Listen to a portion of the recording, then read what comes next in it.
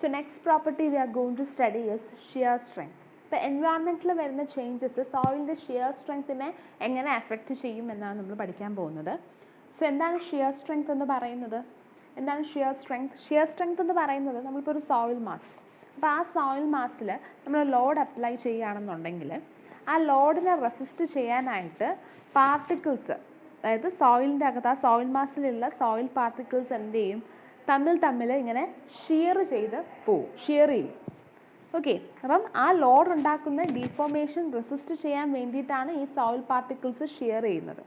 Okay, അപ്പം അതിനുള്ള എത്രത്തോളം അതിനെ റെസിസ്റ്റ് ചെയ്യുന്നു ഇങ്ങനെ ഷിയർ ചെയ്ത്, അതാണ് സോയിലിൻ്റെ ഷിയർ സ്ട്രെങ്ത് എന്ന് പറയുന്നത്. Okay, shear strength of the soil determine ചെയ്യാൻ ഒത്തിരി ടെസ്റ്റസ് ഉണ്ട്.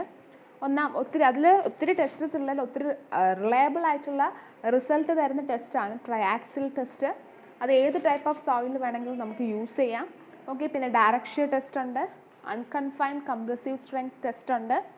ഓക്കെ, പിന്നെ ഒരു ഫീൽഡ് ടെസ്റ്റാണ്, നമുക്ക് ലബോറട്ടറിയിലും അത് ചെയ്യാം, വെയിൻ ഷിയർ ടെസ്റ്റ്. അപ്പോൾ ഇത്രയും ടെസ്റ്റുകളാണ് നമ്മൾ സോയിലിൻ്റെ ഷിയർ സ്ട്രെങ്ത് ഡിറ്റർമിൻ ചെയ്യാനായിട്ട് യൂസ് ചെയ്യുന്നത്. ഓക്കെ, അപ്പോൾ ഷിയർ സ്ട്രെങ്ത്തിന് നമുക്കൊരു ഇക്വേഷനൊക്കെ ഉണ്ട്, C + sigma tan phi.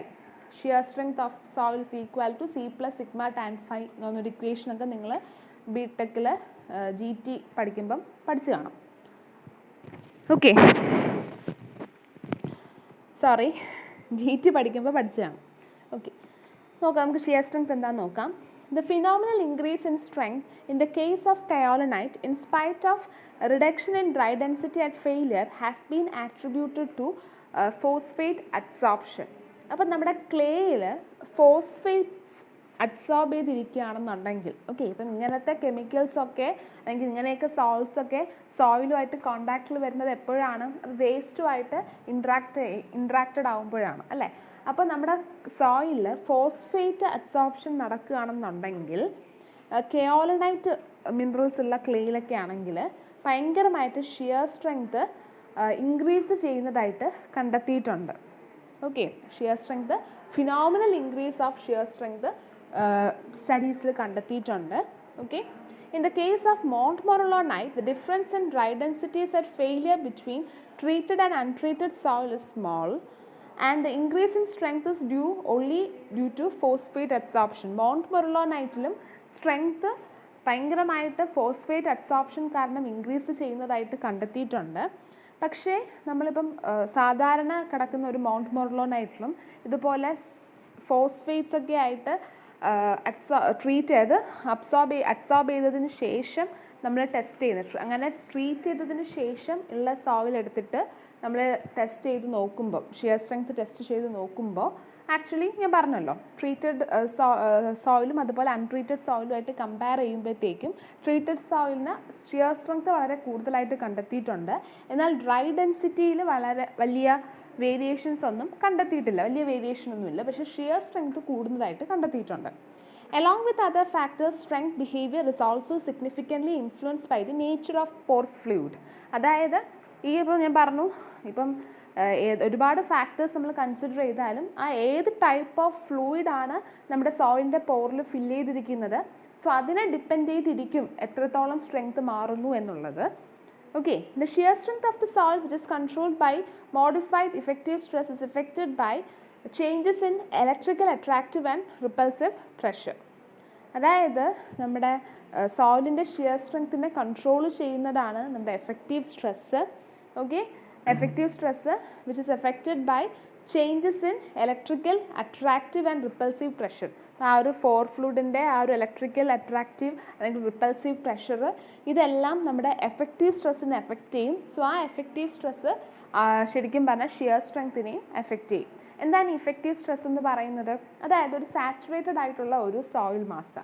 Okay, അപ്പോൾ അതിലോട്ട് നമ്മൾ ലോഡ് അപ്ലൈ ചെയ്യുന്ന ടൈമിലാണ് ഒരു എഫക്റ്റീവ് സ്ട്രെസ് ഉണ്ടാകുന്നത്. അപ്പോൾ എഫക്റ്റീവ് സ്ട്രെസ് എന്ന് പറയുന്നത് total stress minus pore water പ്രഷറാണ്. അതായത് അപ്പോൾ നമ്മൾ ടോട്ടൽ സ്ട്രെസ് നമ്മൾ ടോട്ടലി ആ ഒരു സാച്ചുറേറ്റഡ് സോയിലിൽ അപ്ലൈ ചെയ്യുന്ന ആ ഒരു ലോഡിനെയാണ് അല്ലെങ്കിൽ ആ ഒരു സ്ട്രെസ്സിനെയാണ് ടോട്ടൽ സ്ട്രെസ് എന്ന് പറയുന്നത്. ഓക്കെ, അപ്പോൾ അങ്ങനെ ഒരു ലോഡ് നമ്മൾ അപ്ലൈ ചെയ്യുമ്പോൾ എന്താണ് ആദ്യം ആ ലോഡ് എടുക്കുന്നത് ആരാണ്? ആ സാച്ചുറേറ്റഡ് സോയിലാണ് ഞാൻ പറഞ്ഞത്. ആ സാച്ചുറേറ്റഡ് സോയിലിലെ അല്ലെങ്കിൽ ഒരു പാർഷ്യലി സാച്ചുറേറ്റഡും ആവാം കേട്ടോ, പാർഷ്യലി സാച്ചുറേറ്റഡ് സോയിലിലെ വോയിഡ്സിൽ ഫില്ല് ചെയ്തിരിക്കുന്ന വാട്ടറാണ് ആദ്യം ലോഡ് എടുക്കുന്നത്. സോ അങ്ങനെ ലോഡ് എടുക്കുമ്പോൾ നമ്മൾ ആ വാട്ടറിന് അതായത് ഡ്രെയിനേജിങ് ഓഫ് വാട്ടർ പെർമിറ്റ് ചെയ്യുകയാണെന്നുണ്ടെങ്കിൽ ഈ ലോഡ് എടുത്ത് ഈ വെള്ളം എന്ത് ചെയ്യും, എക്സ്പെൽ ചെയ്ത് പുറത്തോട്ട് പോകും. ഓക്കെ, വോയിഡ്സിൽ നിന്ന് പുറത്തോട്ട് പോകും. എന്നിട്ട് ഈ വെള്ളം എടുത്ത ലോഡ് ട്രാൻസ്ഫർ ചെയ്ത് ആർക്ക് കൊടുക്കും, സോയിലിൽ കൊടുക്കും. അപ്പോൾ സോയിലിൽ എത്രത്തോളം ലോഡാണ് അപ്ലൈ ആയി എന്ന് നമുക്ക് അറിയാൻ വേണ്ടിയിട്ടാണ് എഫക്റ്റീവ് സ്ട്രെസ് എന്ന് പറയുന്ന ഒരു പ്രിൻസിപ്പിൾ. സോ ആ എഫക്റ്റീവ് സ്ട്രെസ് എന്ന് വെച്ചാൽ എന്താണ്, അപ്പോൾ സോയിലിൽ എത്രത്തോളം ലോഡ് അപ്ലൈ ആയി അത് കണ്ടുപിടിക്കണമെങ്കിൽ ടോട്ടൽ സ്ട്രെസ്സിൽ നിന്നും ആ വെള്ളം എടുക്കുന്ന പ്രഷർ മൈനസ് ചെയ്താൽ പോരെ. ഓക്കെ, അതാണ് എഫക്റ്റീവ് സ്ട്രെസ് എന്ന് പറയുന്നത്. Effective stress is equal to total stress minus pore water pressure. Okay, ഇനി many factors are responsible for the net attractive and repulsive force between clay particles. ഇപ്പോൾ clay പാർട്ടിക്കിൾസിന് between ആയിട്ടും ഒരു attractive repulsive forces ഉണ്ട്. അത് ഒത്തിരി factors responsible ആണ്. From several investigations, it has been concluded that the primary forces responsible for repulsion between two clay particles are due to the interaction of diffuse double layer. എന്താണെന്ന് പറഞ്ഞു, അപ്പോൾ clay പാർട്ടിക്കിൾസുകൾ തമ്മിലും ഒരു attractive repulsive force ഉണ്ട്.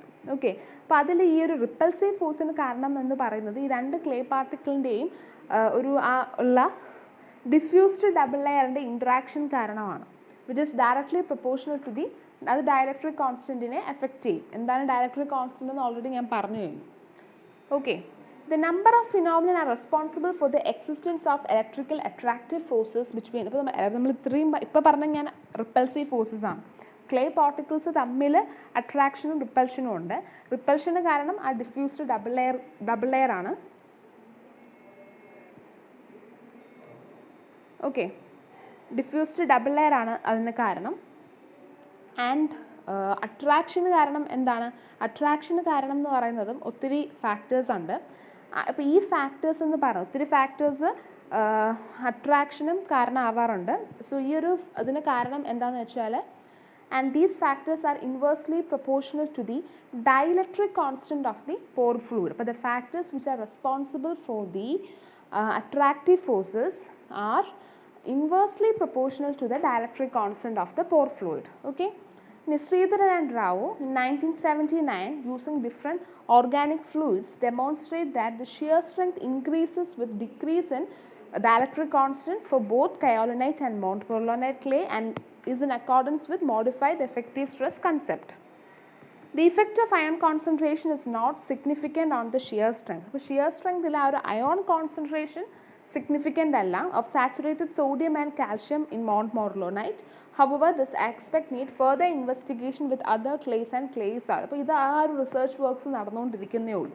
അതായത് ions, നമ്മുടെ ഫ്ലൂയിഡ്സിലുള്ള അയോണിൻ്റെ concentration shear സ്ട്രെങ്ത്തിനെ affect ചെയ്യുന്നുണ്ടോ ഇല്ലയോ എന്ന് റിസർച്ച് നടത്തിക്കൊണ്ടിരിക്കുകയാണ്. എന്നാൽ മോൺട്മോർലോനൈറ്റിൽ അതിന് റിസർച്ച് നടത്തിയപ്പോഴത്തേക്കും വലിയ എഫക്റ്റ് ഒന്നും കണ്ടില്ല.